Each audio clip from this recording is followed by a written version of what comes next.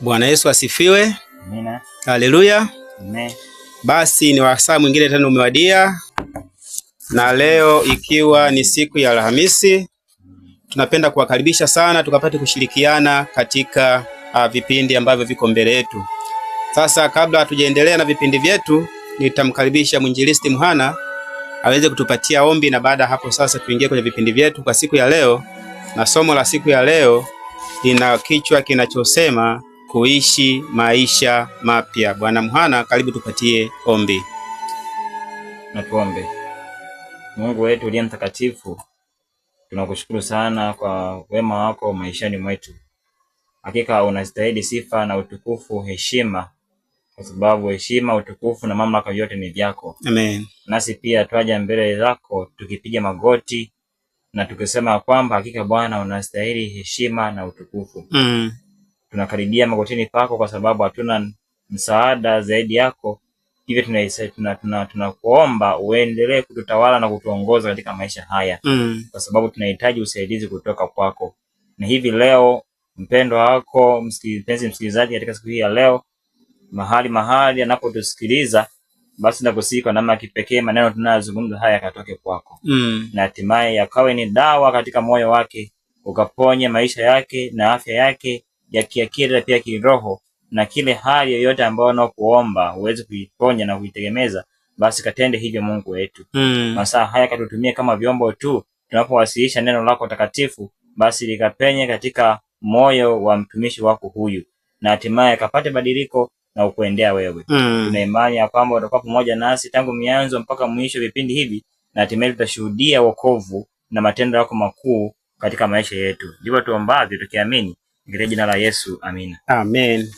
Bwana Yesu asifiwe. Amina. Basi kabla ya kuendelea tujikumbushe namba yetu, na namba yetu hii ni mahususi kwa ajili ya ujumbe mfupi, na usipige simu. Hii ni kwa ajili ya kupokea tu jumbe fupi kwa ajili ya jumbe zenu. Ukiwa na ujumbe wote, ukiwa na swali lolote, basi tunakukaribisha kwa namba hii. Namba ni 0748 61 0233. Nitarudia 0748 61 0233. Hiyo ni namba basi ambayo utaweza kutupata kwa ujumbe mfupi hapa studio. Ukiwa na swali au mchango wote kuhusiana na juma hili, swali lolote kuhusiana na somo la juma hili, basi tunakukaribisha tukaungane pamoja katika kipindi hiki cha mwongozo wa kujifunza Biblia. Basi Bwana Mhana, tutaenda kuanza na utangulizi mfupi, na baada ya hapo sasa tutaendelea na somo letu la siku ya leo.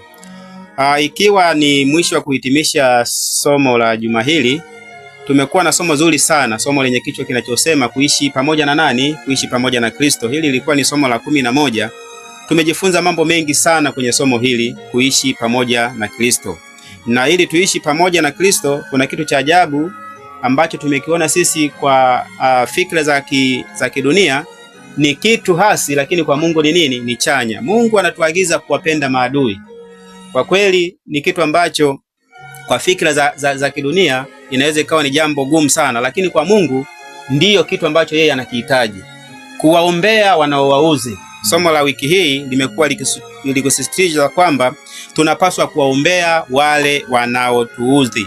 Yaani kama hujaweza kuvivaa hivi viatu, huwezi kuitwa mtu unayepambania kuulisi ufalme wa nani? Wa Mungu, kwa sababu kuna moja ya vigezo ambavyo vitakufanya wewe ulisi ufalme wa mbingu ni kuwapenda maadui, kuwaombea wanaokuudhi, kusameheana, kuwa na ushirikiano na kila mtu, kwa sababu sisi sote ni watoto wa baba mmoja. Lakini jambo jingine ambalo tuliliona, tukaona kwamba kuna kitu kinaitwa ghadhabu. Kwa wiki hii tumejifunza kitu kinaitwa ghadhabu, na tukaona kuna ghadhabu za aina mbili. Kuna ghadhabu ya Mungu, lakini kuna ghadhabu ya nani? Ya wanadamu. Tofauti ya ghadhabu zote mbili hivi tukagundua, ghadhabu ya Mungu inatenda haki, tofauti kabisa na ghadhabu ya wanadamu. Wanadamu ghadhabu haitendi haki kwa sababu hatuna uhakika kama Mungu. Mungu yeye ana uhakika na kila anachofanya nini? Anachokifanya. Na kwenye ghadhabu tukaona ghadhabu inaendana na vitu viwili, inaanza hasira na baada ya hapo ghadhabu inafata. Kwenye hivi vitu tukaviunganisha na tukagundua kwamba ghadhabu pamoja na hasira ni vitu ambavyo vinaenda pamoja, lakini matokeo ya ghadhabu ni mabaya kuliko nini? Kuliko hasira. Ukisikia mtu anasema kwamba amenijia kwa ghadhabu, basi hiyo amekuja kwa mtazamo ambao ni mgumu sana, ambao labda haupendeza au na matokeo mabaya baada ya kuja kwa ghadhabu kwako. Sasa kitu kingine ambacho tulikizungumzia na tukajikumbusha, tuliambiwa tuwe wepesi wa kusikia. Mwenzako akiwa amekosa, amefanya jambo fulani ambalo ni baya, uwe mwepesi wa kusikia, lakini usiwe mwepesi wa kutamka au mwepesi wa kusema. Yaani kile kitu ambacho amekifanya usiwe mwepesi wa kukisema au kukitamka, na badala yake unapaswa kuwa mwepesi wa kukisikia hicho kitu na kukitafakari, lakini baada hapo chukua hatua, msaidie mtu huyo, kwa sababu unapaswa kumsaidia, kwa sababu safari yetu sisi ni ya kusaidiana. Tuko kwenye dunia ambayo ina changamoto na dhiki nyingi. Kwa hiyo magomvi hayana budi kuja, uvunjifu wa sheria hauna budi kuja, lakini kikubwa ni kwamba tuishi kwa kutegemeana na kusaidiana. Baada ya hapo sasa, tuingie sasa kwenye somo la siku ya leo. Somo la siku ya leo linasema kuishi maisha mapya. Kuishi maisha mapya. Basi nikukaribishe Bwana Mhana kwa maneno mafupi kabisa kuhusiana na somo la siku ya leo, kuishi maisha mapya. Tunaenda kuangalia vitu gani kwa somo la leo? Karibu. Asante. Asante, nashukuru. Naam, katika siku hii ya leo kuna mambo mbalimbali ambayo tutaweza kuyatazama na kuyaangalia, ambayo linaenda sambamba kabisa na somo la siku ya jana ambayo tulikuwa tukisema mwenendo wa maisha mapya. Mwenendo wa maisha mapya ni kwa namna gani unavyoenenda katika maisha mapya sasa baada ya kumpokea Kristo. Lakini pia siku hii ya leo halitofautiani sana, linashirikiana na somo la siku ya jana. Naam. Linasema kuishi maisha mapya. Na mimi niweze nikaendelea tukusema kwamba kudumu, labda vitu vinavyoweza kudumu, kuishi maisha mapya, yote pia inaweza kuwa tafsiri ambayo iko sawa. Na siku hii ya leo pia tutatafakari mtumishi wa Mungu Paulo anavyoeleza katika kitabu cha Kolosai sura ya 3 na ule mstari wa kuanzia ule mstari wa 16-17. Lakini basi hebu kutazama maelezo haya. Mtumishi wa Mungu Paulo anasema kujali kwa Paulo suala la amani na mapatano katika kanisa kunaonekana wazi katika aya za mwisho wa Kolosai sura ya 3. Hebu sasa naomba tuzitazame hizi aya na hizi tuweze kugundua na kuona ni kwa namna gani Mkristo anapaswa kuishi katika maisha katika maisha mapya. Ukisoma katika ile Kolosai sura ya 3 na ule mstari wa 16 ukiendelea mbele mpaka 17, neno la Mungu linasema neno la Kristo na likae kwa wingi ndani yenu. Naam. Katika hekima yote mkifundishana na kuonyana kwa zaburi na nyimbo za tenzi za rohoni, huku mkimwimbia Mungu kwa neema mioyoni mwenu. Naam. Neno la Mungu linasema kwamba neno la Mungu likae wapi? Kwanza ndani yetu. Kwa hiyo tunaona hapa kumbe maisha mapya ni yule mtu ambaye amekuwa ameshatengeneza msingi wake wa maisha katika kusoma neno la kusoma neno la Mungu. Yaani hiyo kiwe kipaumbele katika maisha ya mwanadamu. Na anaendelea mbele katika mstari wa 17 na malizia anasema na kila mfanyalo kwa neno au kwa tendo, fanyeni yote katika jina la Bwana Yesu, mkimshukuru Mungu Baba kwa yeye. Kwa hiyo tunaona tu ya kwamba haya yote ndio anasema hapa tunapaswa kuwa sehemu ya maisha yetu, kuishi kwa hayo. Yaani tunapozungumza neno kuishi, naweza nikasema kwamba kuna tofauti, kwamba kuna mtu ambaye anaweza kuwa ni mzungumzaji mzuri sana. Naam. Nafikiri ndugu mpenzi wa msikilizaji, unaweza kwa watu kama katika maisha yetu tunawaona. Yaani kuna mtu mwingine anakuwa ni mzuri sana katika kuzungumza, anakuwa analeta mipango mezani kwamba afanye hivi, fanye vile, fanye hivi, fanye vile, lakini sasa wewe kufanya hivi hawezi.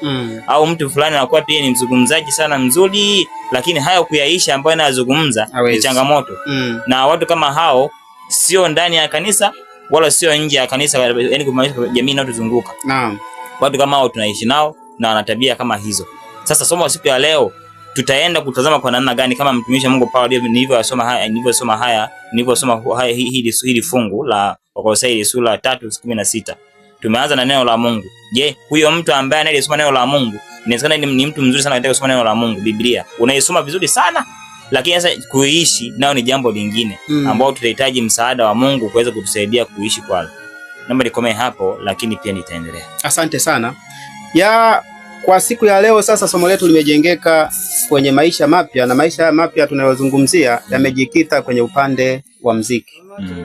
Upande wa nini? Wa mziki. Yaani kuna maisha ambayo lazima tuyaishi kulingana na Mungu anavyotuagiza. Sasa mziki ambao tutaenda kuangalia leo ni mziki wa aina gani? Yaani sio kila aina ya mziki inaweza ikawa ni sehemu ya nini? Ya neno la Mungu. Kumbe kuna mziki ambayo inaangukia upande wa Mungu na mziki ambayo haiangukia upande wa nani? Wa Mungu kabisa. Na siku ya leo neno la Mungu linatuambia mziki una kazi ya kufundisha na kuonya. Mziki una kazi ya kufundisha na kuonya. Sasa huu mziki unaofundisha na kuonya, nitaomba Bwana Mhana utusomee fungu hapa, ili fungu ambalo kabla hatujaenda kutoa maelezo yake, Waefeso 5 na ile fungu la 19. Waefeso 5 na ile fungu la 19, na tukaweze kuona mziki ambao tunauzungumzia hapa. Sio kila aina ya mziki inaweza kufundisha au kuonya, lakini miziki ambayo itakuwa na vitu vifuatavyo vilivyoandikwa katika kitabu cha Waefeso, basi tutaenda kuona ni mziki wa aina gani ambao tutaenda kuzungumzia leo. Waefeso 5 ile fungu la 19, karibu. Asante. Ile Efeso ya sura ya 5 na ule mstari wa 19, neno la Mungu linasema na mkisemezana kwa zaburi na tenzi na nyimbo za rohoni, huku mkiimba na kumshangilia Bwana mioyoni mwenu. Bwana Yesu asifiwe. Amina. Kuna vitu vitatu vimetamkwa. Kuna zaburi, hiyo ni aina ya nyimbo. Lakini kuna kitu kinaitwa tenzi, ni aina ya nini? Ya nyimbo. Lakini kuna kitu kingine kinaitwa nyimbo za rohoni. Hivi vitu vyote vimegawanyika. Sasa hivi viko kwa ajili ya kazi moja tu, lengo moja tu, la kufundisha na kuonya. Bwana Yesu asifiwe. Amina. Yaani katika hivi vitu vitatu kazi yake ni kufundisha na nini? Na kuonya. Na kama mziki, aina ya mziki unaotumia haujaangukia kwenye makundi haya ya kufundisha na kuonya, basi mziki huu haujaingia kwenye vigezo ambavyo Mungu anatuelekeza katika siku ya leo kuenenda pamoja navyo. Sasa kuna mtu anaweza akajiuliza, zaburi ni nini? Mtu anaweza akajiuliza, tenzi ni nini? Mtu anaweza akajiuliza, nyimbo za rohoni ni nini? Sasa kwa maneno machache kabisa tunaweza kuona mifano ambayo inaweza ikatupelekea kuelewa kitu gani kinazungumziwa katika siku ya leo. Tukianza na zaburi. Zaburi ni aina ya uimbaji, ni aina ya nyimbo ambazo ziko kwenye mpangilio kama wa mashairi. Tuseme ni mpangilio wa mashairi. Ile zaburi yote ile ukiisoma, zile ni nyimbo. Na zile ni nyimbo za zaburi. Na ndio maana kuna mtu unaweza kukuta mtu anaimba wimbo mzima, anauimba kutoka kwenye kitabu cha zaburi pale. Kwa hiyo hizi ni aina za nini? Aina za nyimbo. Kwa hiyo mtu anaweza kumsifu Mungu na kuimba kupitia nyimbo za nini? Za zaburi. Sasa hizi nyimbo zina mpangilio na utaratibu wake. Lakini kuna tenzi za rohoni. Tenzi za rohoni, tenzi. Kuna kitu kinaitwa nyimbo za tenzi. Nyimbo za tenzi tulio wengi ndio tumezoea kuziita nyimbo za vitabuni. Umechukua kitabu chako hapo unaimba Kristo wa neema yote. Hiyo ni nini? Tenzi. Hiyo ni nyimbo ya nini? Ya tenzi kwa mujibu wa mwongozo. Lakini kuna nyimbo za rohoni. Nyimbo za rohoni sasa ni hizi nyimbo ambazo zina utaratibu. Unaweza kukuta kwaya inaimba wimbo wa kumtukuza Mungu, lakini una mpangilio kwa kumsifu nani? Kumsifu Mungu. Na kwa Kiingereza hizo wameziita spiritual songs, yani ni nyimbo tu za kiroho lakini zimewekwa kwenye mpango huo. Lakini hizi tenzi zenyewe tunaziita hymns. Hizi ndo nini? Tenzi ndo tunasema nyimbo za nini? Za vitabuni. Sasa hizi tenzi zenyewe zinakuwa na mpangilio. Hata uimbaji wake tu mtu hauimbi. Yaani ukiimba kwa mpangilio, ukienda Kenya wanaimba wimbo kama namba 10. Watauimba kwa namna hiyo kwa sababu wanafuata utaratibu ambao umewekwa. Ukienda sijui Uarabuni kama wanaimba kwa kufuata hizi tenzi, wataimba kwa namna ile ile. Ukienda Uingereza wataimba kwa namna ile ile. Tofauti na hizi spiritual songs, yani mtu anaweza katunga wimbo ambao unaimba una malengo ya kumtukuza Mungu wa mbinguni, lakini hauwezi kuwa sawa na hizi nyimbo. Hizi nyimbo kwa sababu zina utaratibu, unaimba kulingana na utaratibu ambao hizi nyimbo zimewekwa. Lakini saburi pia, saburi ni nyimbo ambazo zimewekwa nazo kwa ajili ya kumsifu Mungu. Nitatazama macho yangu niangalie milima sina nini. Ni saburi hiyo, lakini mtu anaweza akaimba wimbo pale mzuri kabisa na akaelekeza na watu akawaonya au akafundisha kupitia hiyo saburi, lakini anaweza kaimba kwa njia yake, anaweza kuimba. Ni tofauti na tenzi. Tenzi ni lazima tuimbe kulingana na utaratibu. Yaani ukienda kanisa fulani wanaimba hiyo tenzi, hawezi kushindwa kuimba, utaimba kwa sababu ndivyo inavyotakiwa kuimbika. Unless wao wanakosea kuimbisha, lakini kama wanaimba kwa kufuata utaratibu, wimbo huo utaimbwa kwa utaratibu unaotakiwa kuzingatiwa. Sasa kwa nini somo la leo linakuja na hizi aina uimbaji? Kuishi maisha mapya. Katikati ya haya maisha mapya ambayo tunayaishi, bado hatuwezi kuikimbia misongo. Mwandishi anatuandikia, anasema katikati ya kuishi kutoka kwenye changamoto zile tulizozivuka, changamoto za kidunia hatuwezi kuzivuka, zitakuwepo tu. Na pale tunapojikuta katika wakati mgumu, tunashauriwa kufanya nini? Nyimbo inaweza ikawa ni sehemu ya farijiko. Nyimbo inaweza ikawa ni sehemu ya ibada, kumbadilisha mtu kutoka kwenye huzuni na kumweka kwenye sehemu nyingine kabisa, akajikuta ameondokana na ubaya. Sasa labda mtumishi wa Mungu Muhana atusomee kitabu cha Samueli, atusomee kitabu cha Samueli, tuje tuone, je, faida ya mziki. Mziki unaweza kumbadilishaje mtu? Kwa kweli mziki ni sehemu ya ibada, na isipofanyiwa kazi ibada hii inaharibika kabisa. Kwa hiyo utaratibu unatakiwa uzingatiwe kwa kufuata utaratibu wa jumuiya husika inayoendana na hizo nyimbo na uimbaji huo. Kwa hiyo kuimba kinyume na tofauti, nyimbo hizo zitakuwa hazifundishi wala haziwezi kumwonya mtu. Kwa sababu tumejifunza siku ya leo, tunasema katika maisha mapya tunapaswa kupata nyimbo ambazo zinaonya na kufundisha. Sasa nyimbo zinazofundisha ni lazima ukiisikia lazima imbadilishe mtu, iwe na fundisho. Sasa karibu Muhana, utusomee kitabu cha Samueli wa kwanza. Samueli Samueli wa kwanza 16. 16. Naam, na ule mstari wa 23. 16 mstari wa 23. Naam. Neno la Mungu linasema, labda nianzie mwanzo kidogo 22 nitaenda 23. Naam. Biblia takatifu inasema, kisha Sauli akapeleka watu kwa Yese, akasema, tafadhali mwache Daudi asimame mbele yangu, maana ameona kibali machoni pangu. 23. Ikawa ile roho mbaya kutoka kwa Mungu ilipomjia Sauli, ndipo Daudi akashika kinubi akapiga kwa mkono wake, naye Sauli akaburudishwa na ile roho mbaya ikamwacha.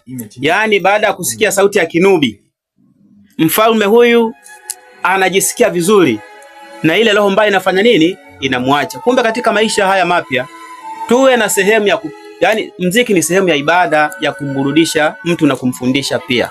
Yaani kama uimbaji wetu utakuwa ni sehemu ambayo haiwezi kumburudisha mtu, haiwezi kumfundisha mtu, basi uimbaji huo haupendezi mbele za nani? Mbele za Mungu. Na uimbaji huu inatakiwa uwe na uimbaji wa utaratibu. Sio uimbaji wa kurukaruka na kufanya vitu visivyompendeza nani? Mpendeza Mungu. Kwa hiyo tuchukulie mfano huyu mfalme. Kama kisingepigwa hiki kinubi kwa utulivu na sehemu na mtu ametulia, mfalme akapata nafasi ya kutafakari, angempigia wimbo wote ambao una mihemko, una kitu chochote, usingeweza kumbadilisha. Lakini kwa sababu ulipigwa wimbo wenye utaratibu, wenye kuweza kumrudisha, wenye kuweza kumuonya, na hatimaye akajikuta ile roho mbaya inafanya nini? Inaondoka kabisa, na hatimaye anarudi kwenye hali yake ya kawaida. Kwa hiyo mziki ambao tunauzungumzia jioni ya leo katika maisha mapya uwe na malengo mawili tu, kufundisha na kuonya. Yaani kama unaimba wimbo, unatunga wimbo, haufundishi wala kuonya, huo wimbo haufai katika sehemu ya maisha mapya kama somo letu linavyozungumza leo. Lakini Samueli huyo anaendelea kutuelezea kuhusiana na mziki. Samueli wa kwanza 18 na lile fungu la 10. Soma pale Samueli wa kwanza 18 fungu la 10. Naam, Samueli sura ya 18. Tuone napo, je, baada ya mziki, unapopigwa mziki unaopaswa nini kutokea? Naam, karibu. Nasema, ikawa siku ya pili yake roho mbaya kutoka kwa Mungu ikamjilia Sauli kwa nguvu, naye akatabiri ndani ya nyumba. Basi Daudi alikuwa akipiga kinubi kwa mkono wake kama siku zote, naye Sauli alikuwa na mkuki mkononi mwake. Sasa tunaona hawa ni watu wawili. Siku ya kwanza aliyepiga kinubi alikuwa ni nani? Ni Sauli, si ndio? Kinubi siku Daudi. Daudi. Na siku ya pili Daudi huyu anapiga kinubi. Sasa huyu anayepigiwa kinubi ana mkuki mkononi mwake, na huo mkuki ulikuwa na lengo la kufanya kitu nini? Kibaya. Hebu tuendelee hapo, fungu la 11 anasemaje? Mara Sauli akautupa mkuki, maana alisema, nitampiga Daudi hata ukutani. Daudi akaepa, akatoka mbele yake mara mbili. Yaani baada ya kuona sasa baada ya hilo tukio kuendelea, tunaona sasa mtumishi wa Mungu huyu anatendewa kitu alikuwa amepanga kutendewa kitu kibaya. Lakini cha kujifunza hapa ni kwamba tumeona mara ya kwanza kilipigwa kinubi, ule roho mbaya akafanya nini? Akamtoka Sauli. Lakini tunaona mara ya pili tena Sauli anaingiliwa na nani? Na roho mbaya. Sasa tunajifunza kwenye ile fungu la kwanza, pale mziki huu unapopigwa vizuri inavyopaswa, mtu anabadilika kutoka kwenye mawazo yake mabaya na hatimaye ananyenyekezwa kabisa kuelekea nini? Kuelekea utakatifu.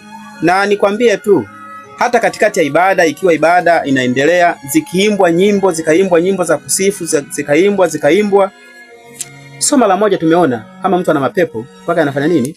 Yanalipuka. Na yanalipuka, hakuna kitu chochote ambacho kinaendelea, ni zaidi ya nini? Na nyimbo. Kumbe kuna wakati nyimbo zikiimbwa za kumsifu na kumtukuza Mungu, hata roho mbaya ndani ya moyo wa mtu anafanya nini? Anajidhihirisha, na hatimaye anaweza kutoka kwa sababu ya utukufu wa hizo nyimbo. Sasa Bwana Mhana, nikukaribisha na wewe uendelee sasa kwa maneno machache, na baada ya hapo sasa tuwakumbushe wasikilizaji wetu namba yetu ya ujumbe mfupi ni 0748 0748 61 0233. Hii ni namba maalum kwa ajili ya ujumbe mfupi. Baada ya Mhana basi kutoa maelezo machache hapo, leo tutajikita sana kwenye jumbe zenu tuweze kupunguza jumbe nyingi. Kwa hiyo baada ya maelezo machache hapo tutaendelea kwenye jumbe zenu, na baadaye tena tutarudi kwa ajili ya somo. Asante Bwana Mhana, karibu kwa maneno machache kabisa. Nashukuru mwenyekiti kwa nafasi hii. Naam, kama ulivyoeleza, ndani katika kuishi maisha mapya tunatazama kwa namna gani muziki una nafasi katika maisha ya mtu ambaye sasa amekubali kuambatana pamoja na Mungu. Kwanza mtumishi wa Mungu Paulo anakazia, au somo siku hii ya leo linatuonyesha tu ya kwamba neno kutawala. Neno kutawala tunazungumza kwamba linajaribu kurelate au kuonyesha tu ya kwamba kabla hayo yote kwenda kuendelea ni lazima mtu akubali kutawaliwa. Na kubali kutawaliwa na nani? Na Kristo, au na Mungu, au na roho wa Mungu. Na tunapojisadikisha mikononi mwake, basi Mungu atatutumia vyema. Lakini pale ambapo tunapoenda kinyume, basi inakuwa ni tofauti. Na ndiyo maana mtumishi wa Mungu Paulo anasema kama atupendekezea kwamba neno la Mungu likae ndani yetu, alipokuwa anaanza kile kitabu kile cha Kolosai nilisoma. Na hata hivyo sasa kuna wakati kumbe anaposema mkifundishana kuonyana kwa zaburi na nyimbo za tenzi za rohoni, huku mkimwimbia Mungu kwa neema mioyoni mwenu. Kumbe tukimwimbia nani? Mungu. Hatumwimbii mwanadamu. Naam. Kumbe ni jambo lolote tunalofanya. Anamalizia mstari wa 17, na kila mfanyalo kwa neno, kwa tendo, fanyeni yote kwa jina la Bwana. Amina. Kwa hiyo hapa yote tunayofanya hapa tunatakiwa tuyafanye kwa utukufu wa nani? Wa Mungu. Sasa hizo tenzi za rohoni na nyimbo zingine zote unazozifahamu zinatakiwa tu zote ziwe kwa ajili ya utukufu wa nani? Wa Mungu. Sasa hata kama akiwa kuna mwimbaji anatusikiza hivi leo, lakini tu anatakiwa kuelewa kwamba kitu tunachokifanya Biblia inasema kwamba lolote mpatao kuifanya mlifanye kwa utukufu wa nani? Wa Mungu. Je, hizo nyimbo anazoimba anamwimbia nani? Naam. Anamwimbia Mungu au anamwimbia mwanadamu? Kwa sababu kuna wakati fulani pengine waimbaji au tunapokuwa tunaimba tunataka tuwafurahisha halaiki inayotutazama. Haijalishi au kutusikiliza. Haijalishi kwenye ibada au ni wapi. Tunakuwa na lengo tu ya kwamba tuimbe ili kuweza kuwafurahisha watu. Kumbe nyimbo, kusudi kubwa la hii nyimbo tunatakiwa tumwimbie nani? Mungu. Nyimbo hizi zinazokuwa zinaimbwa tunamwimbia nani? Mungu. Tukishaelewa hilo jambo hilo, basi hatutaimba kwa ajili ya kumfurahisha mwanadamu, kwa sababu sio kumfurahisha mwanadamu, kuna wengine ambao hatafurahi. Kwa hiyo tuimbe kwa lengo la kumtukuza nani? Mungu. Na tunapofanya hivyo, maana yake hizi nyimbo zitawasogeza watu kwa Mungu. Naam, kuna ushuhuda mmoja nadhani mwaka jana pia niliupokea. Iti mmoja kanisani aliwahi palikuwa na effort, nadhani ilikuwa ni changizo fulani kanisani. Na akasitoka mbele, ilikuwa ni siku ya meza ya Bwana, alitoa huo ushuhuda. Na wakati ilipofikia ile hatua ya mzee wa kanisa akasema kama wangapi wenye ushuhuda, naye pia akawepo ni miongoni mwa hao watu ambao walijitokeza kusema kwamba ana ushuhuda. Na akajaribu kushuhudia kwamba yeye ni kwa namna gani alipokea imani au aliweza kuongolewa kutoka dhambini. Na akasema kama ni waimbaji waliweza kumuongoa, nyimbo ambazo zilikuwa zikiimbwa zikamfanya kuguswa ndani ya roho yake na akawa na badiliko. Kwa hiyo kumbe tunaona kwamba kumbe hizi nyimbo tunapokuwa tunaimba nyimbo za kuwasaidia watu na kuwasogeza karibu kwa Kristo, hakika Mungu anatenda katika hayo. Na ndio maana hata pale kunaitoa hizo nyimbo ni lazima tumuombe Roho Mtakatifu hizi nyimbo tunapokuwa tunaziimba zikawagusa watu wengi. Kumbe lengo kubwa ni kuwagusa watu ili waweze kuokolewa. Na kama ulivyosema namna gani nyimbo ilivyoweza kufanya kazi kubadilisha moyo wa Sauli. Ingaje bado Sauli alikuwa ni mtu ambaye sasa hakutaka kubadilika. Lakini pia Daudi ndio alikuwa akimwimbia kinubi, na wakati fulani ile roho mchafu alikuwa kimtoka. Lakini bado Sauli alikuwa ni mtu mwenye chuki. Na ndio maana ile roho haikutoka moja kwa moja. Na hata hivyo hakuwa tayari. Kwa sababu Mungu yuko tayari kuweza kusaidia, au Mungu yuko tayari kukutawala, lakini anahitaji utayari wako. Inapotokea pengine mwimbaji fulani, naweza kusema tu hapa kwamba Mungu anaweza kama amembariki mwimbaji fulani kwa sauti nzuri na ana uwezo wa kuimba, na wakati voko kianza anaimba vizuri kabisa. Anamtukuza Mungu na watu wanaguswa kwa hilo. Pale ambapo zinapokuja zile sifa sasa pengine inakuwa ni changamoto. Wengine wanabadilika na kujiona kama pengine ameshakuwa mwimbaji mkubwa sana, basi anaanza kufanya yote anayofikiria yeye. Na sio kuruhusu Roho wa Mungu amtawale na kumtiisha. Na yote anayokuwa anafanya kujua anafanya kusudi la nani. Sasa somo la siku hii ya leo linahitaji kuelewa tu ya kwamba kuishi maisha mapya ni pamoja pia kumwimbia Mungu. Nyakati fulani vitu jiulize. Hizi nyimbo zimewasaidiaje watu wengine? Naam, kama pengine ukiwa ni mwimbaji au pengine usipokuwa mwimbaji, na wakati fulani ulipopata hatua pengine ya kuimba, zimemsaidiaje mtu mwingine? Hilo jambo moja. Lakini pia inabidi tuangalie pia nasi pia nyimbo zinatusaidiaje. Pengine mpendwa msikilizaji, unapokuwa pengine una uchungu katika moyo wako, pengine umeumizwa, pengine umekwazwa, pengine umefanywa tendo lolote baya na jirani yako na ndugu yako, nadhani itakuwa ni jambo zuri sana pengine ambapo pengine ukipata muda, hata kama ukikaa ndani katika chumba chako ukajifungia na ukaanza kuimba nyimbo. Kwa mfano kama tulivyosema hizo tenzi za rohoni. Kuna tenzi za rohoni, kuna nyimbo nyingi sana. Kwa mfano kuna nyimbo moja huwa sisi wote tunapenda kuimba. Hata mimi naupenda sana huu wimbo. Ni wimbo namba 46 unasema miguuni pake Yesu. Nitasoma maelezo machache hapa ili mpenzi msikilizaji kama ukiyaona pia anaweza nadhani watu wengi wanaofahamu. Lakini anasema kwamba mtunzi anasema miguuni pake Yesu, maneno yake tamu. Pahali palipo heri niwepo kila siku. Miguuni pake Yesu nakumbuka nini? Upendo. Na hisani vyake Mungu vimenivuta moyo.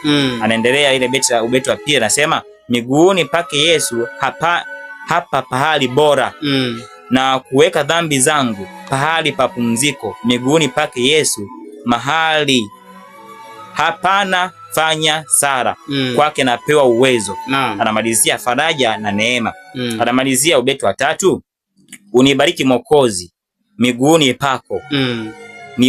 Nitazame kwa upendo nione uso wako. Nipe Bwana nia yake ili ionekane nimekaa na Mwokozi aliye haki yangu. Unaona mtunzi huu wimbo unatusogeza karibu na Mungu, kujisadikisha. Yaani hata kama pia ukiwa na machungu ndani ya moyo wako, umeumizwa, ukakaa na ukaanza kuimba huu wimbo kwa nia dhati kabisa rohoni, naamini hakika machozi yatakutoka. Na hatimaye ule uchungu utakutoka hakika, kama jinsi Paulo kama jinsi ambavyo Sauli alivyokuwa anakipigia kile kinubi na Daudi, hakika moyo wake ulirudi na ile roho mchafu akamtoka. Sasa nasi pia hizi nyimbo tunakuwa tunaziimba zimekuwa msaada gani kwa watu wengine? Hiyo ni swali la changamoto pia. Nampa changamoto mpenzi msikilizaji, tujiulize au tuweze kutafakari kuona kwamba je, hizo nyimbo tunakuwa tunaziimba zimewasaidia watu wangapi kuweza kuwasogeza karibu na Mungu? Au hizo nyimbo zimekuwa na mchango kiasi gani katika jamii yetu watu kuwasogeza karibu na Mungu? Naam. Au hizo nyimbo tunazokuwa tunaziimba zimekuwa na mchango gani katika kuwabadilisha watoto, vijana, wazee, au nisema wazee. Hata kama ni wazee pia, zimekuwa na mchango kuwasaidia hao wazee, pengine watoto, vijana kuwasogeza karibu na Mungu, au jamii ambayo yenye mtindo bora ambao Mungu anakusudia kwayo kwenda nayo? Au tunadiriki pengine kuendelea kuimba kuwa mawakala? Maana unapokuwa unaimba nyimbo ya mtu fulani, pengine kama nadhani watu maarufu kama wakina Diamond na watu wengine, pengine kina Chris Brown, kina nani, hao wengine kampeni zao zikoje? Maana mara nyingi sasa wanaimba nyimbo za kufanya nini, za watu kuwapeleka upotevuni. Wanaimba nyimbo ambazo pekee zenye matusi. Wanaimba nyimbo ambazo zimekuwa zikichochea watu wengi kuharibika na wanajikuta katika jamii ya watu wengi. Yaani hizo nyimbo, yani kwa kweli kitu cha ajabu sana. Mwenyekiti. Kwa maana unajikuta hizo nyimbo, hata nyimbo mpya ametoa huyo mwenye muziki leo. Lakini hata watoto wadogo kabisa wanakuimbia. Jana wanaimba. Lakini hizi nyimbo za kumtukuza Mungu inakuwa ni hapana. Lakini Paulo ametuonya, ametuambia kwamba na neno la Mungu likae kwa wingi ndani yenu, ambaye imekuwa ni changamoto kubwa sana katika maisha ya sasa. Nasi tunapaswa kumuomba Mungu na aweze kutusaidia na kututiisha. Kila mmoja anayesikia sauti hii katika siku hii ya leo, neno la Mungu linahitaji kuishi katika maisha mapya. Na katika kuishi maisha mapya hayo, pia muziki unapaswa uwe na nafasi katika haya maisha mapya kukusogeza karibu na Kristo. Asante. Asante sana. Asante sana Mwinjilisti Muhana, na kwa maneno machache hayo tunakuja sasa kuunganisha na maneno haya kusema kwamba muziki dhati mtulivu umeoneshwa kutibu au kupunguza wasiwasi. Yaani ukiwa unasikiliza muziki mtulivu, watafiti wengi wamegundua na kusema kwamba hiyo ni nini? Ni tiba. Yaani mtu anapokuwa na wasiwasi, anapokuwa na changamoto, mimi tu niulize swali. Wengi tumehudhuria kwenye misiba. Sisi tunasikia nyimbo za misibani Na ni kweli. Zinakuwa na zinakurudisha, yani zinakukumbusha kwamba hii safari ambayo huyu ambaye amewakusanya hapa mmepita, na wewe utapita kwenye safari hiyo. Yani ule wimbo ukiimbwa tu, na wewe unajua kwamba na mimi niko kwenye nini? Kwenye foleni. Kwa hiyo mtu anavutwa, anafundishwa kupitia wimbo huo. Na isingekuwa hivyo, nafikiri tungekuwa tunaenda kwenye matukio haya tunaimba nyimbo ambazo sio za matukio husika.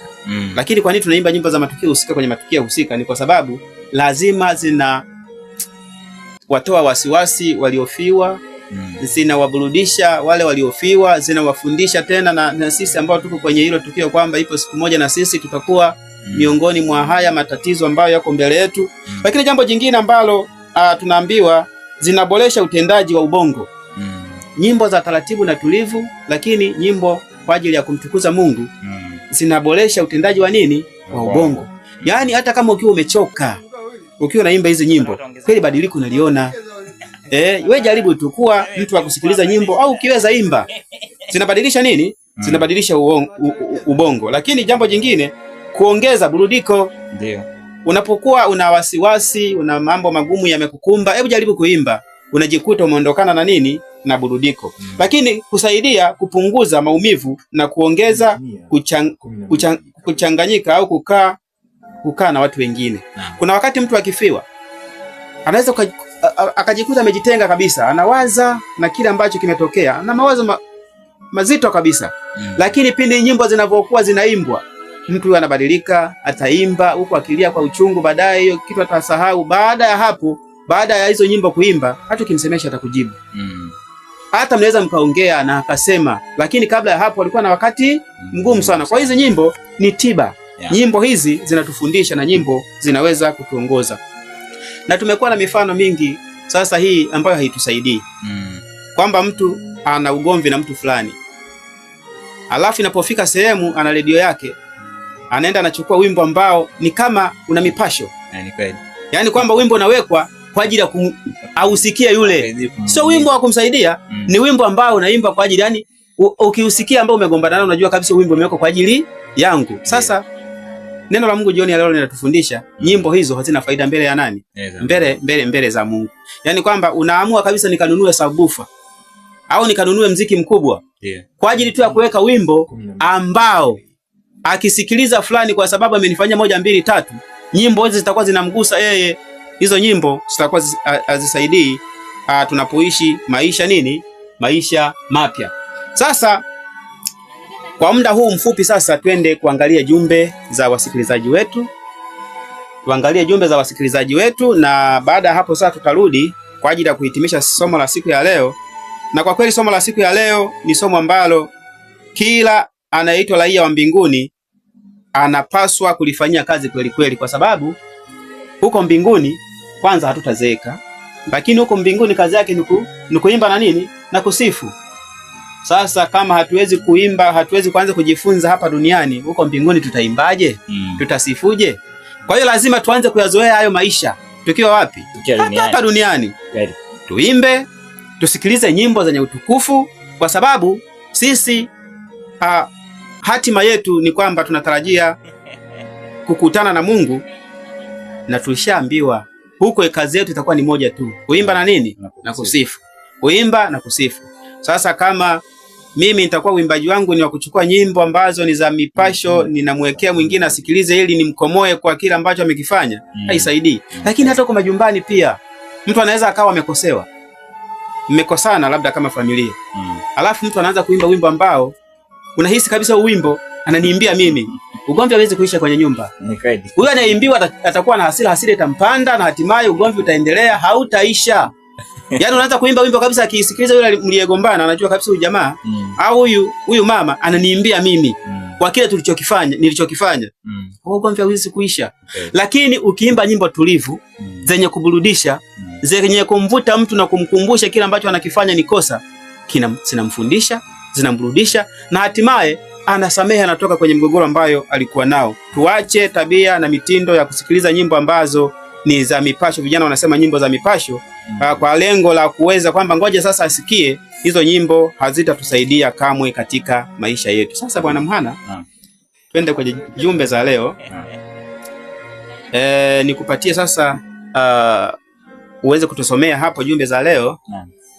Uangalie zilizo ndani ya muda huu toka tumeanza, alafu tuendelee na somo letu la siku ya leo. Tuwakumbushe namba yetu ni 0748 06 alafu 0233. Nitarudia 0748 0748 61 0233. Hii ni mahususi kwa ajili ya ujumbe mfupi tu. Usipige simu tafadhali, tutumie ujumbe mfupi na sisi tutaendelea, ikiwa ni swali, ikiwa ni mchango wako kwa somo la juma zima hili tukiwa tunahitimisha. Toa ujumbe wako, toa mchango wako, hatimaye tukaungane pamoja. Bwana Mhana, karibu sana. Asante mwenyekiti. Naam, na soma sasa hizi jumbe ambazo amezitumia wapenzi wasikilizaji.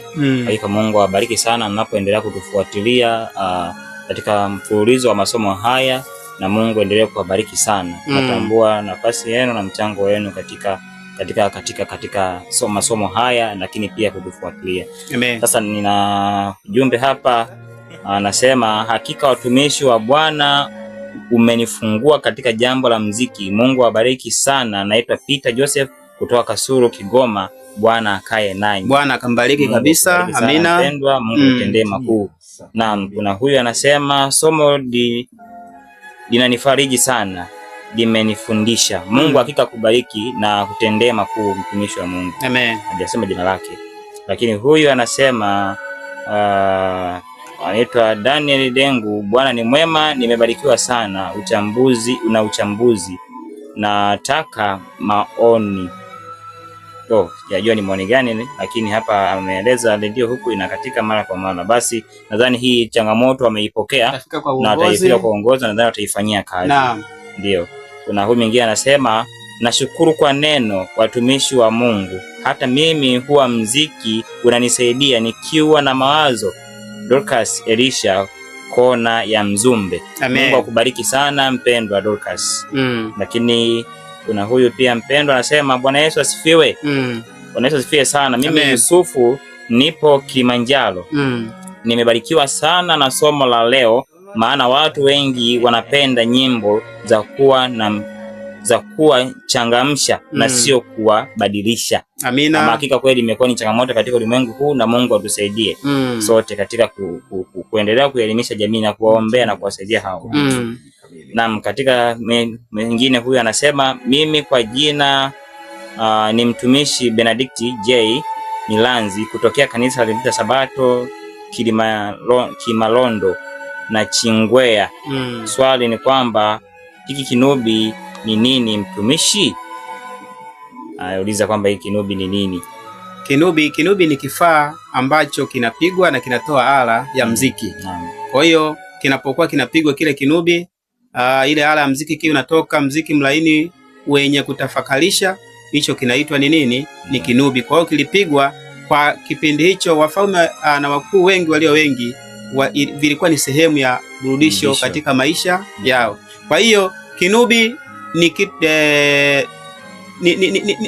ni vitu ambavyo vinafanana tu ni gitaa, lakini sio gitaa chenyewe. Upigaji wake inakuwa inapigwa kama ni zeze, ni kama zeze lakini sio nini? Sio zeze. Hicho ni nini? Ni kinubi. Kwa hiyo na kikipigwa kinakuwa na ala nzuri ya mziki ambayo inafundisha, inaburudisha. Lakini sasa mpigaji inategemea wakati anapopiga anapiga kwa lengo lipi. Kwa hiyo kila kitu matumizi yake yakitumiwa ndivyo sivyo akiwezi kufanya nini? Akiwezi kuwa sawa. Kwa hiyo hata huyo mtu wa kidunia anaweza kutumia kinubi, lakini akatumia kwa matumizi ya kwake mwenyewe tofauti na maelekezo ya nani? Ya Mungu. Kwa hiyo kila kitu kitendeka kwa utukufu wa nani? Wa Bwana. Labda hapa kuongezea ni mjibu swali lake, kinubi ni ala ya mziki ya nyuzi au kwa lugha ya Kikoloni inaitwa harp, inayotengenezwa kwa mbao ikiwa na umbo la pembe tatu lenye shingo na kina sauti. Na hiyo hupigwa kwa kuvuta kwa nyuzi zake za vidole ili kutoa sauti, na baadhi ya aina zake zina nguzo za kutengeneza nyuzi. Nadhani huo ni kama hiyo kama kinanda, lakini sio kinanda kama yani kama gitaa, lakini kwa wakati huo ni kama hivyo toa haya maelezo hapo. Na labda kichwani kwake anaweza akawa anajiuliza maswali, kwa nini hatuvitumii sasa hivi? Hivyo vyote vinaweza vikatumika, lakini vitumike kwa utukufu wa nani? Kwa utukufu wa Mungu. Yaani hivyo vitu vinaweza vikatumika vizuri kabisa, lakini vitumike kwa utukufu wa Mungu. Vikitumika ndivyo sivyo, kwa hiyo tunakuwa hatujatenda haki na hatimaye havitaweza kutusaidia katika maisha yetu. Asante. Tuendelee na ujumbe mwingine. Naam. Kuna naitwa Herman, naomba unikumbushe kidogo maana ya nyimbo za Zaburi. Huyu anahitaji kurejea kidogo pale hapo tuliposoma nyimbo za Zaburi. Nyimbo za Zaburi tumesema naitwa Batisa. Je, kuimba kwa kupiga makofi ni dhambi? Tumesema nyimbo za Zaburi ni nyimbo za mashairi. Ndio. Ukienda pale mfano Zaburi, mtu akakuta anasema Bwana ndio mchungaji wangu, sitapungukiwa na kitu, anaimba ule wimbo. Hizo ni Zaburi. Yaani hizo nyimbo ziko kwenye mfumo wa nini? Mfumo wa mashairi. Na hizi nyimbo tumesema sasa mwalimu anapokuwa na uimbisha huo wimbo, anaimba sasa kulingana na yeye atakavyoupangilia. Tofauti na tenzi. Tenzi ni lazima ufuate ule mtiririko ambao mwandishi wa huo wimbo ameuandaa. Alafu spiritual songs, nyimbo za kiroho tumesema hizi nyimbo zenyewe ni sawa sawa na hizi nyimbo zetu za kwaya. Kwaya kanisani, nyimbo ambazo zimepangiliwa kwa ajili ya kumtukuza nani? Kumtukuza Mungu. Japokuwa hata hizi nyimbo zenyewe za kwaya kwenye makanisa yetu, kwenye jumuiya zetu, tunaweza tukaziimba vile vile kama nyimbo za tenzi. Unanielewa Kwa sababu kuna kwaya ambazo zinaimba noten. Si ndio Na hizi nyimbo za tenzi zimeangukia huko kwenye nini? Kwenye noten. Kwa hiyo uimbaji wa nyimbo hizi za kiroho ambazo ndo tunasema sasa zinaweza zikaimbwa na kwaya, zinaweza zikaimbwa na kikundi, zinaweza zikaimbwa na mtu yoyote, ndo zinakuwa tofauti na hizo nyimbo za tenzi. Nyimbo za tenzi ni lazima tu kwanza yule mwalimu anayeimbisha ajue zile tenzi zinaenda na mwanguko upi, mapigo yapi, zinapigwa kwa mapigo yapi. Yaani kwa kifupi yale mapigo unatembea na yale mapigo, zile ala unatembea, kutokwenda na zile ala unakuwa umekosea. Na nikatoa mfano nikasema, yaani nyimbo za tenzi hata ukitoka hapo ukaenda Upaleni, ukatoka hapo ukaenda Kenya, ukaenda wapi, wakiimba huo wimbo hata ujui hiyo lugha na wewe utaimba kwa lugha yako na mtakuwa mnaenda sawa. Hizo ni nini? Nyimbo za tenzi, na wengi wanaziita hymns. Sasa hizi Zaburi zenyewe ni mashairi. Haya mashairi haya ambayo nyimbo za si tuna vitabu vya ushairi kwenye Biblia tunavijua. Hivyo vitabu vya ushairi vyote hizo ni nyimbo. Yaani Daudi anapozungumza jambo fulani kwenye Zaburi hapo, ujue huo ni wimbo. Ni sisi tu hatuwezi kuimba, lakini ukimpata mwalimu wa kwaya mzuri Hizo saburi hizo mashairi yote kwenye saburi hayo ni nyimbo tunaweza kuziimba kwa uzuri kabisa bila shida yoyote. Nadhani atakuwa ametupata. Saburi ni hizo nyimbo za mashairi zilizoko ndani ya nini? Ya Biblia. Asante. Karibu tuendelee. Asante, niendelee hapa.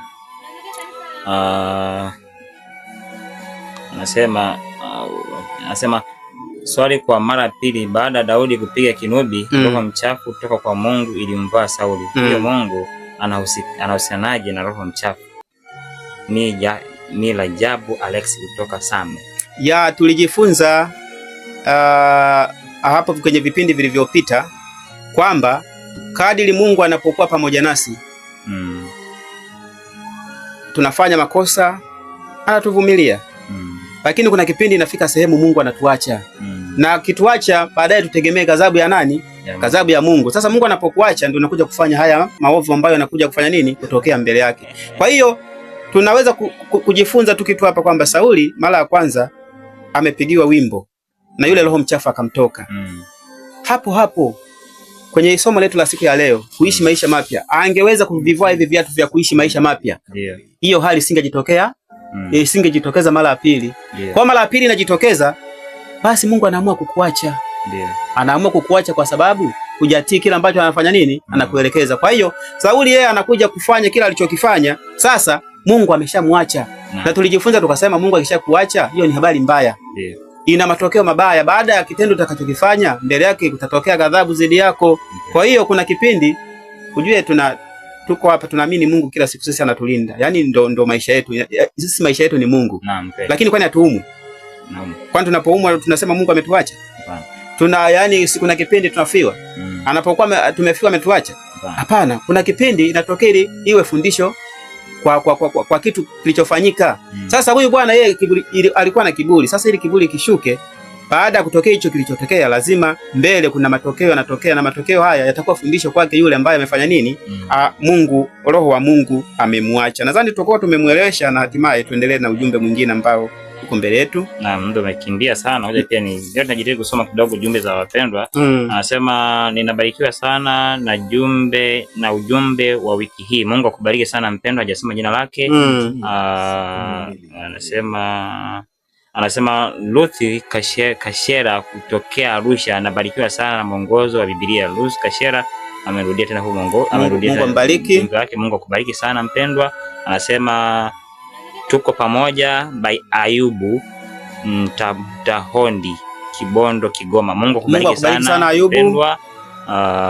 Kuna huyu pia anasema mimi naomba niulize swali. Yesu nadhani hili swali lake aliuliza lihusiana na nini na swali lake aliuliza lihusiana na angalia ambazo ziko ndani ya muda wetu. Ndio. Lakini kuna huyu anaitwa Mko sawa upande wa lesoni kuichambua by Deodatus Joshua kutokea Malenga Kongo. Mungu akubariki sana. Mungu akubariki sana, lakini tumkumbushe tunaita ni mwongozo wa kujifunza Biblia. Naam. Asante sana, tuendelee. Anasema anaitwa Michael, je, haya makanisa yanayoimba na kurukaruka, je, yenyewe yanaimba tofauti na sheria za Mungu? Bwana Yesu asifiwe. Anaitwa Kija. Kwa hiyo hizo nyimbo za kina Diamond haturuhusiwi kusikiliza. Asante kwa ibada njema. Haziwezi kukusaidia katika maisha. Kwani kwa ufupi hizo nyimbo haziwezi kufanya nini? Kukusaidia katika maisha mapya. Kwa hiyo tumsii tu na kumtii aendelee tu kusikiliza nyimbo za nini? Zinazofundisha na kufanya nini? Na kuonya, ambazo ni nyimbo za neno la nani? Nyimbo za neno la Mungu. Mimi pia naweza kusema tu kwamba nimlijie tu mwambie kwamba kila jambo wote atafanya kulitenda atende kwa utukufu nani? Kwa utukufu wa Mungu. Kwa hiyo siwezi kuhukumu, lakini turudi katika maandiko. Je, Biblia inasemaje katika swala la uimbaji na mwenendo wetu? Nadhani itakuwa ni jambo la msingi sana. Huyu anasema tuko pamoja sana by Legina. Mungu akubariki sana mpendwa. Na huyu anaitwa Enoki mimi kutoka na Chingwea. Tuko pamoja hadi mwisho wa kipindi. Amina. Mungu akubariki sana. Na huyu nisome ujumbe huu wa mwisho. Mimi Ezekiel Josefu anasema watu wanaosikiliza nyimbo za bongo hawataenda mbinguni. Mimi ni miongo. Tuzidi tu kufundishana na kuelimishana. Jana tulijibu hilo swali tukasema kwamba Mungu anasema ana kondoo wake hata nje ya nini. Kwa sasa kikubwa ni sisi tuna kazi ya kuweza kuwatafuta hao kondoo na kuwarejesha wapi? Kuwarejesha zizini. Kwa hiyo tukiwahukumu moja kwa moja inakuwa haipendezi na Mungu hajaamua tufanye hivyo. Tunaweza tukarejelea tu kwenye kisa kizuri cha Yona. Yona alipanga kutokwenda Ninawi kwa sababu alikuwa anaona wale ni waovu sana. Ndio. Kwa hiyo hawastahili kuingia mbinguni. Kwa na sisi tukienda huku kwa hukumu moja kwa moja ambao labda wanasikiliza hizo nyimbo na wanafanya nini? Kwa sababu hawajajua. Mbona Yona alivyohubiri? Ndio. Waliokolewa wale watu. Kwa hiyo tusijikite kwenye kusema kwamba hataenda mbinguni, na nikasema habari ya wokovu ni ndani ya sekunde moja. Kwa hiyo naweza nikasema kwamba hawataenda mbinguni kwa sababu ya kusikiliza hizo nyimbo, lakini mimi huyu ninayosema kwamba hawataenda, huyo mtu akaenda alafu mimi nisifanye nini? Nisiende. Kikubwa ni kwamba tuendelee kupatiana hii elimu, na mtu akishaipata, akishaijua, akaachana na hayo mambo, taishi maisha mapya na maisha ya kiroho yatakuwa ndani yake. Karibu. Labda niongezee hapo mwenyekiti. Kiukweli kama huyu ameupata neno la Mungu, amejua kama neno la Mungu linahitajika katika uimbaji, basi hiyo ni dhambi. Nifanye badiliko. Kwa hiyo hata yule ambaye anayeimba anajua anafanya hii ni kosa. Watu hawasogezi miguuni mwa Mungu, ni dhambi hiyo.